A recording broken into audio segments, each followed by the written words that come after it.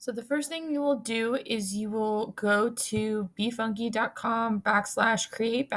This link is on the Google Classroom assignment. And then you are going to open your photo. So open computer, and your photo should be saved pretty recently. So go find whichever one you did. It was this photo for me.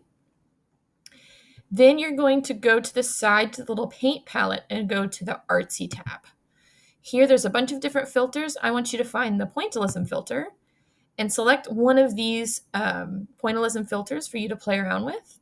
You can select a filter, and then while it's loading, you can adjust how much the filter affects your photo.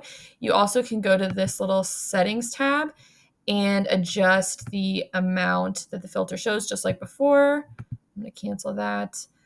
Some of them, it'll change the amount of brush strokes you see.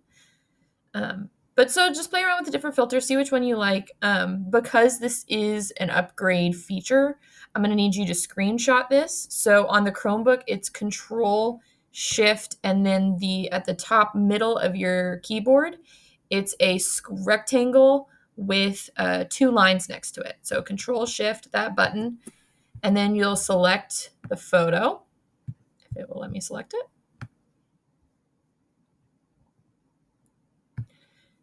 Capture, and then that will save directly to your clipboard. So if you want to, you can show in folder, and that's where it's saved. So it's saved to my downloads.